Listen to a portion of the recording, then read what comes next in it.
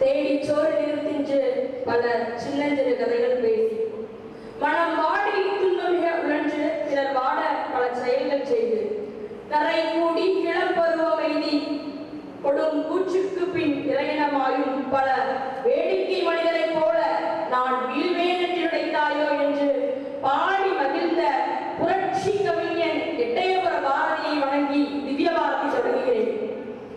ஐயா, தலைப்பெண்ண தமிழர் விழாக்களில் தமிழர் பண்பாடு பின்பற்றப்படுகிறதா பின்பற்றப்படவில்லையா? எப்போதும் ஒரு ஐயம் ஏற்படுகிறதோ அப்போது அது ஊர்ஜிதமாகிறது. பேணப்படுகிறதா பேணப்படலையான்னு ஒரு கேள்வி வந்துட்டனாலே அங்க அது இல்லைன்னு பொருள். அதை நம்ம உற்று நோக்க கடமைப்பட்டிருக்கோம் இல்லையா? எனக்கு முன்னால பேசின சகோதரி சொன்னாங்க, அந்த திருமணமான பெண்ணை வழி அனுப்புறது வந்து நெல்மணியை விரிச்சு இன்னைக்கு போய் நல்லா வழி அனுப்புறாங்கன்னு. அக்கா, இன்னைக்கு கல்யாணமே வீடியோ கால்ல தான் நடக்குது. நான் பேப்பர்ல படிச்சேன். பெங்களூர்ல ஒரு மணமகன் அவருடைய விமானம் வந்து தாமதம், திருமணமே வீடியோ கால்ல தான் நடக்குது. முன்னமெல்லாம் திருமண பத்திரிகைகளை நேர்ல வந்து கொடுப்பாங்க, ஒரு வாரத்துக்கு முன்னாலேயே வந்துருங்க. இன்னைக்கு பத்திரிகையில சைமன் டேட் முடிச்சிடுறாங்க. கடைசி பேருந்துக்கான நேரத்தையும் அவங்களே போட்டுடுறாங்க. அப்படின்னா கடைசி பேருந்து இருக்கு, அந்த உடனே கிளம்பிடுங்க அப்படின்ற பொருள் தானே அது. ஆக்சிஜனுக்கு சிலிண்டர் வேண்டாம், துளசி மாடம் போதும்னு சொன்னவன் தமிழன். மூன்றாம் உலக போர் ஈரால வரும்னு சொல்ற போது வீட்டுக்கு பின்னால கிணத்தை கட்டி நீரை ஆண்டவன் தமிழன். கல்லணையை அசைச்சு பார்க்கறதுக்கும் ராஜராஜனுடைய கட்டடக்கலையை உலுக்கி பார்ப்பதற்கும் இன்றளவும் ஒருத்தரும் பிறக்கவில்லை. அப்படிப்பட்ட தமிழ் சமூகத்துல இன்னைக்கு செய்தித்தாள்ல படிக்கும்போது மிக வேதனையாக இருக்கிறது. டாஸ்மாக் கடைகளை இத்தனை கோடி வருமானம், ஆண்டு வருமானம் இத்தனை கோடி வருமானம் சொல்லும் போது மயிலுக்கு போர்வை வந்தவனும் உள்ளைக்கு தேய்ந்தவனும் தன்னுடைய ஒரே மகனை தேர்காலில் இட்ட மனுநீதி சூழல் வாழ்ந்த தமிழ் சமூகத்திலே இன்னைக்கு தமிழர்கள் டாஸ்மாகை தேடி ஓடுவது மிகவும் வேதனையான ஒரு விஷயமா இருக்குது. ஐயா, தமிழர் பண்பாடில் முதல் பண்பாடு மோப்ப குலையும் அடிச்ச முகந்திரிந்து நோக்க குலையும் விருந்தினார் வள்ளுவர். அந்த அடிச்ச மலர் முகந்து பார்த்தா வாடிடுவோம், ஆனா விருந்தினர் முகம் வேறுபட்டு பார்த்தாலே வாடிடுவாங்களா? ஐயா, இன்ஸ்டாகிராம்ல ஒரு நாவூர்கனி அப்படின்ற ஒரு கவிஞருடைய கவிதையை படிச்சேன். விருந்தில் இருந்த பண்டங்கள் பதார்த்தங்கள் எல்லாம் மிக குறைவுதான், ஆனால் உபசரிப்பது என்னவோ பட்டையை கட்டிவிட்டார்கள். இருக்கக்கூடிய உணவுப் பொருட்கள் வகைகள் கம்மியா இருந்தாலும் அதை நம்ம எந்த அளவு விருந்தினருக்கு இன்பத்தோட வளர்க்கிறோமோ அதுதானே தமிழர் பண்பாடு. ஐயா, இன்னைக்கு தமிழர் பண்பாடுல விருந்து உபசரிப்பு இருக்கா இல்லையானா இல்ல. பக்கெட் பிரியாணி, ஐயா இன்னைக்கு எல்லாருமே பக்கெட் பிரியாணிக்குள்ள அடங்கி போய் கொண்டிருக்கிறோம். மெரினால போராட்டம் நடத்துறதா சொன்னாங்க, நடத்துறாங்க, உண்மைதான், அதை வரவேற்கிறோம். போராட்டம் நடத்திய அத்துணை இளைஞர்களும் காலையை அடைக்கிறார்களா? இன்னைக்கு காலையை அடையக்கூடிய இளைஞர்களின் எண்ணிக்கை மிக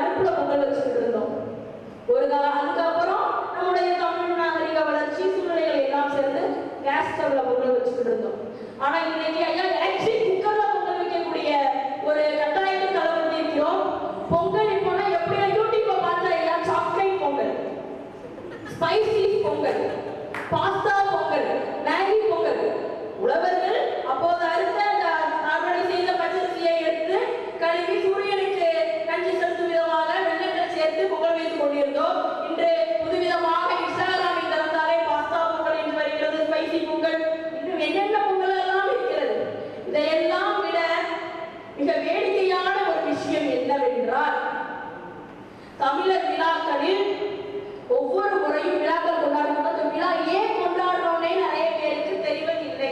அந்த விழா எதனால கொண்டாடுறோம்ன்றது தெரியல. ஐயா, மதுரையில சித்திரை திருவிழா நடக்கும் இல்லையா? வீராதி வீரமுள்ள ராசாதி ராசனுக்கு பூமாலர் போடும் இது திருநாள், ஒரு பூந்தேரு பூட்டி வரும் பெருநாள், மாறாத அன்பு வச்ச நகராசி, மறையாத எண்ணம் வச்ச மீனாட்சி, ஊரோடும் பேரோடும் உறவாடும் ஒரு காட்சி, மனசும் மனசும் இணைய ஒரு நாள் திருநாள் பிறந்தது பல்லாக்கு குதிரையில் பவனி வரும் மீனாட்சி. ஐயா, சைவமும் வைணவமும் இணைந்து நடக்கும் மாபெரும் திருவிழா. ஆனா இன்னைக்கு நம்மவர்கள் அது அழகு ஆத்துல இறங்குவார், நம்ம போய் ஜாலியா நீர் தெளிச்சு விளையாடலாம் என்பதை நாம் எதற்காக அதை கொண்டாடுகிறோம் என்பதனை இளைய தலைமுறையினர் கொஞ்சம் கொஞ்சமாக மறந்து வருகிறார்கள். ஐயா, தமிழன் என்று சொல்லடா தலைவர் இல்லடான்னு சொன்னாங்க என்னுடைய எதிரணியில. இதே சமூகத்தில் தான் ஒரு வட மாநில தொழிலாளிக்கு என்ன நடந்தது என்பதை பற்றி செய்தித்தாள்களில் படித்தீர்களா? இதுவா மனிதம்? இதுவா மனிதம்? முல்லை செடி வாடி விடுவதற்காக தேரை நிறுத்தான். ஒரு தொழிலாளி வயிற்று பிழைப்பிற்காக அங்கிருந்து வரும் பொழுது அவரை அடித்து துன்புறுத்துவதா தமிழ் சமூகம்? இதையெல்லாம் விட தமிழன் என்று சொல்லலான்னு சொன்ன இதே நாட்டில் தான் நம்முடைய தமிழர்கள், மிக உடற்படியில போகும்போது உற்று கவனிச்சு பாருங்க, நம்முடைய தமிழர்கள் டீ இருந்தாங்க. நாகரிகம் வளர்ந்தது, பொதுவான மனிதர்கள் வந்தார்கள். ஆனால் இன்று தமிழர்கள் தேடி விற்கும் போது ஏச்சா ஏச்சா என்று விற்கிறார்கள். கண்டிப்பாக நீங்கள் மீண்டும் ஒரு முறை தொடர்புடைய பயணம் செய்யும் பொழுது அதை உற்று கவனிக்க வேண்டும். 2K கிட்ஸ் அண்ணா என்று சொல்லிக் கொண்டிருந்தார்கள். இன்னைக்கு இளைய தலைமுறையினர் சகோதர சகோதரிகளை அண்ணா என்று கூட சொல்ல வேண்டாம், ஆனால் பையா என்று சொல்கிறார்கள். கொஞ்சம் கொஞ்சமாக நாம் தமிழ் பயன்பாடுகளை தொலைத்துக் கொண்டிருக்கிறோம் நடுவர் அவர்களே. காளைகள் ஜல்லிக்கு வாடி வாசல்ல அந்த கொம்ப சீவி மண்ண சாயம் வச்சு கால சலகையை கட்டி வாடி வாசல்ல தொடக்கும் போது காளை இல்லை ஐயா, சிங்கம் வந்து நிக்கிற மாதிரி இருக்கும். ஆனா இன்னைக்கு அதை நம்முடைய இளைஞர்கள் வாட்ஸ்அப் ஸ்டேட்டஸ்ல மட்டும்தான் வச்சிருக்காங்க. அன்பு, தமிழர்கள் என்றாலே அன்புதான். ஆனா இன்னைக்கு ஒருத்தர் உதவி செய்தாலும் மனிதாபிமானம் இல்லாமல் அதனை காணொளிகளாக வலைதளத்தில் பரப்பிக் கொண்டிருக்கிற சமூகத்தில் தான் நாம் வாழ்ந்து கொண்டிருக்கிறோம் நடுவர் அவர்களே. இறுதியாக ஒன்றை சொல்லி நிறைவு செய்கிறேன். அறம், பொருள், இன்பம், வீடு என்று தமிழர்கள் தனக்கென்று ஒரு அடையாளத்தை வைத்திருந்த தமிழ் சமூகத்திலே நாம் பண்பாடுகளை மெல்ல மெல்ல மெல்ல மெல்ல தொலைத்துக் கொண்டிருக்கிறோம். இதுதான் இல்லறம் என்று அண்டை வீட்டிற்கு தெரியாமல் குடும்பம் நடத்திய ஆட்சிமார்கள் இன்று இன்ஸ்டாகிராமிற்குள்ளே மினி விழாக் என்று போட்டு இல்லறத்தை வெட்ட வெளிச்சமாக்கி கொண்டிருக்கிறார்கள். நெல்லவிக்கும் பானையிலே சோறு வடித்தால் என் ஆட்சி, ஆனால் இன்று குக்கருக்குள் அல்லவா குழுமி இருக்கிறோம். வீரத்திற்கு பெயர் போன தமிழகத்திலே இன்னைக்கு கலாச்சாரம், பண்பாடு எங்கே